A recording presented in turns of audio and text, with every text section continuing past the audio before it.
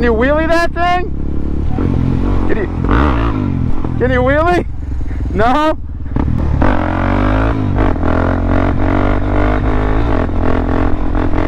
Oh no! Holy shit! What the?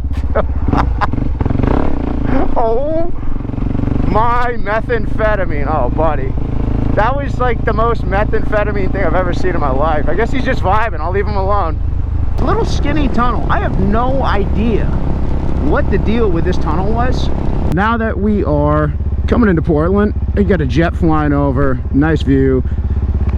I'm gonna get into the first bit of this video. So we are gonna go somewhere cool, and it's actually a really cool place. It's an old mansion that's abandoned, but it burnt down and there's still a bunch of stuff around. So I'll show you that here in a little bit when we get there. But what I will get into first, as usual for an Over the Bars episode, I'm gonna give you, I pretty much just try to give you guys some advice to get you guys out on the road, because apparently that's something that a lot of people need, just to go get a bike or to go on a trip, or even a weekend trip, a day trip, anything. So that's what my main goal is here. So I'm gonna start off with, when you go on a trip, let's talk about you know, trying to prepare for a trip. You're not going to be able to prepare past, you know, a couple of items. Most of your stuff on a big trip is going to get sent home, and if you don't send it home, you probably should have sent it home. So I'm going to give you guys a quick little starter kit for your motorcycle trip, so you can stop, you know, fiddling around and actually get out on your trip. It's this simple. You get a backpack on your back, a nice small one that feels comfortable on your bike, and you're going to throw in a Camelback for water, you know, 2-3 liters of water. So you have that. Then you're going to have a toothbrush, some floss, a half decent knife, you know, like a Leatherman or something. Oh, that's a nice truck. And a space blanket. Then the only two other things are a rain fly and a sleeping pad. And right there, you're good for a trip. You can sleep anywhere, do whatever you want. And I know my blinker is just on forever. Might be. But yeah, that's all you need. You don't need anything past that. Anything past that is going to be, that's pretty much like the core building blocks of a trip. So hopefully that will help you guys get out there. So now that that's out of the way, let's enjoy me going to my favorite spot in Portland. And I'm gonna get you guys over to the Goddard Mansion. It's a cool mansion with some cool history. And again, I always want to take you guys somewhere cool. I know it's nice to give you guys advice on traveling and getting you out on the bikes, which is why I mainly do this, to get people out on the road, because I needed somebody to do that and nobody was really doing it for me. So with that said, I will try to keep it entertaining and give you guys something to look forward to in the video, because let's be honest, advice videos, yeah, they're nice, they hold a lot of value, but I got a pretty short attention span when it comes to stuff like that. And you know, a lot of you guys are probably watching this thinking, I gotta click past, click past, click past. So that's why I like to give, because I know I'd want something cool to see, hence why I'm taking you to a cool abandoned mansion. It's so funny, the forecast said it was gonna rain all day today. Does this look like rain? People in Maine right now have so little to look forward to weather-wise, and then they just go and they throw rain in. I guarantee it, I'm gonna call it out right now. They're calling for rain this entire week. The entire week calling for rain and 50 degrees. Today was supposed to be all rain and 50 degrees. I guarantee you it's gonna be fine all week. Guarantee it. Maybe 1 or 2 days of rain. But I guarantee you the whole week's gonna be fine. And this is why you guys need to go on Facebook and bully your local weatherman, because they're wrong most of the time. And it's like you get one rainy week and then they say the rest of the year is gonna rain. You know, it's annoying. So sorry if you're a weatherman, but I think it's important to hassle your weatherman on Facebook, because it's funny. But as long as you're not threatening to like show up at his house and stuff. So with that said, we are at my favorite spot in Portland, Maine, because it's my piss spot. It makes me feel like I've never felt more like a dog in my life than I do when I get to come to my favorite spot.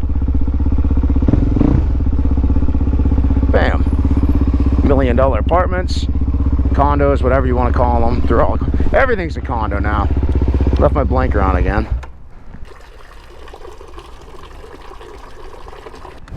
All right, let's get going.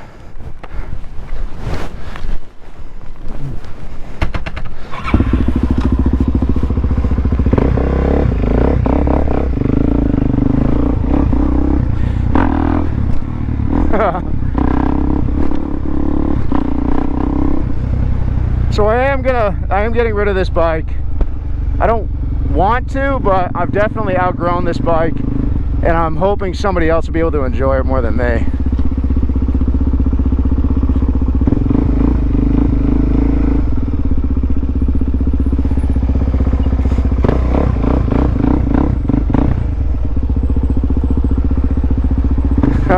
Honda Grom. What's up, man? How you doing? How fast that thing go? You're from here, right? Okay. You're from here, right? Yeah, yeah. Yeah, no shit. That's awesome. I love seeing Groms out, man. That's so awesome. Well, hey, good luck with it. Can you wheelie that thing? Can you wheelie? No?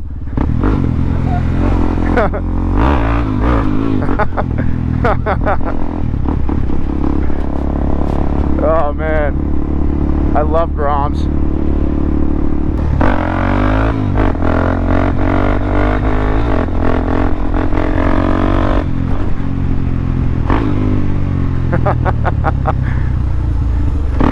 Man, it's nice out today.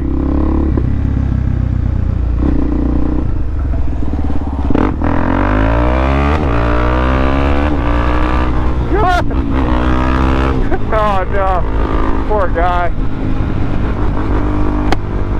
Underpowered bikes are not the most fun sometimes. It's hard to find a bike that's more underpowered than a DRZ half the time. You guys probably can't even hear me. My audio is probably a train wreck right now. It sounds like Jiffy Pop for no reason at all. There's a big shit for it. Oh no! Dude, he's doing 66. I didn't know they could go that fast. Oh my god. Hey, get out of here. It's fucking ruining everything. Welcome to Fort Williams. This place is pretty cool.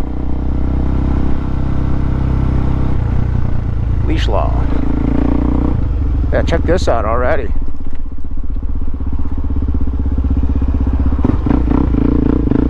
Well, we're already into it, boys. What? This is gonna take me a little while. It's fuck it. Let's go down to the lighthouse first. This is a big park.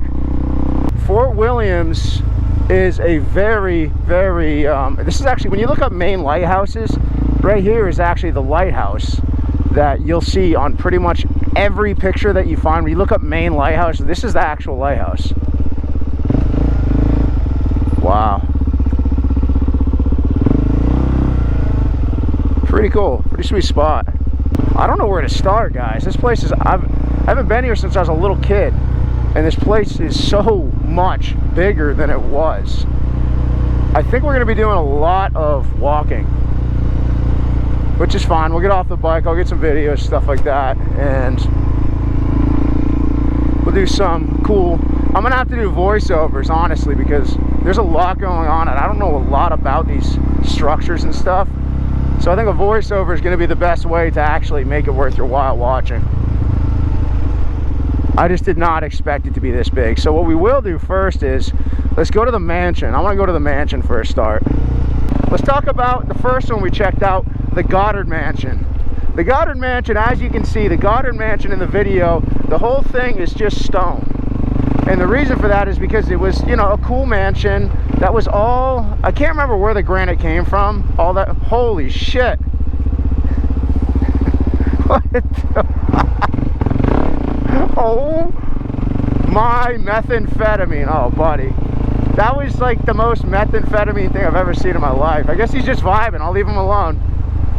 Who am I to judge? So, what's cool, I can't even go back to my train of thought after that. That was wild. So what happened was, so the Goddard Mansion was built, some crazy guy owned it, some crazy guy, he was some lumberjack. And this lumber guy ended up making out really well in the industry. So we had this big mansion, this cool mansion. I think you get better audio if I shut my helmet, even though I start overheating like a dog in a hot car. So he had this mansion, and he would go hire help all the time, and he had a test. This guy that owned that mansion that I'm showing you right now had a test where it was called the auction test. And what he would do is he would go down on all fours. When he got new help, he would go down on all fours, and they would have to make him move and cooperate, right? They had to get him to move. And so people would try coaxing him, maybe food, anything, beer, liquor, maybe they'd kick him. They tried anything to get him to move, because the guy figured, if you can't get me to move, how do I expect you to work on my property and handle business? So one guy, notably, was not messing around, and apparently he found the right helper, because this helper got a hot brand. He grabbed that red hot brand and he drove it right into the guy's ass. So he drove it right into his ass, and you know, got him to move, as you would expect. And next thing you know is name your price, you're hired. So that the guy who owned that mansion was pretty crazy. And it's interesting that he would, I don't know, I guess he was just built different, which is pretty impressive. So that's a cool history behind the mansion as far as that goes. The guy who made it was absolutely nuts, but you know, I mean, had some character, can't argue with that.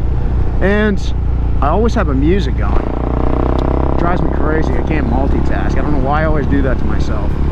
I also don't know where I'm going right now, because I get so turned around on these little side roads. I'm just hoping I end up going, I need to hit Casco Bay. So hopefully I don't botch it again, because last time I went across the wrong bridge in my hometown, which is pretty wild. And the other one is the fort.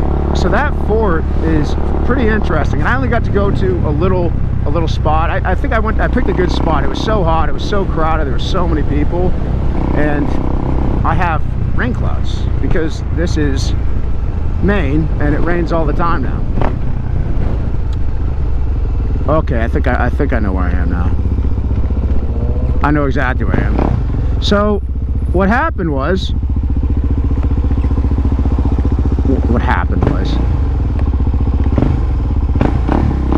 I guess I'll keep going on. I should just keep going on the history of it. So that fort, that whole entire fort there, when that was taken over, that was actually an active post during World War II. That was, they were constantly looking for submarines, all that stuff, and they actually saw a submarine take out a merchant ship. I can't remember if it was during the daylight or not, but a German U-boat took out a submarine, and somebody at that post that you're looking at right now actually saw that ship go up and sink, which is a pretty wild thing to see. So, you know, they sent out help, everything else like that.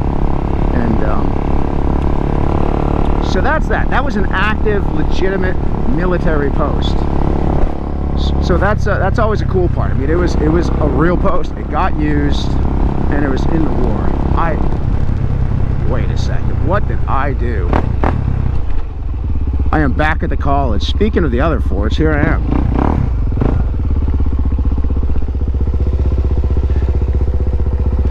So what I thought was really cool, so over at that fort, so you can see they've got all the pillboxes, they have everything. It's pretty well, you know, it's weathered because of Maine, but it's pretty cool in the sense that it's all there and everything's nice. But there's this little skinny tunnel. I have no idea what the deal with this tunnel was.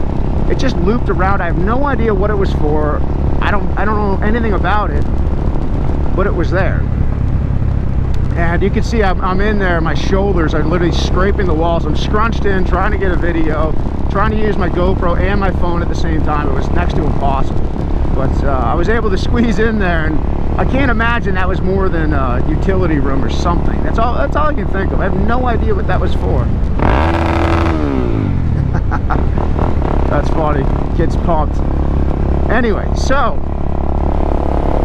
that is something that I thought was sick, was just how intact that place was. And you can see there's just pillboxes, and you know, I'm looking at the ocean, and it's pretty basic. There's nothing too, it's impressive. It's definitely impressive. It's impressive it's still there, but you know, it's just like the other forts. It's just something else in Maine that I wanted to go over with you guys, so I can go on to different cooler places and topics and spots around here. And yeah, that's pretty much all I got for you guys for right now, I guess.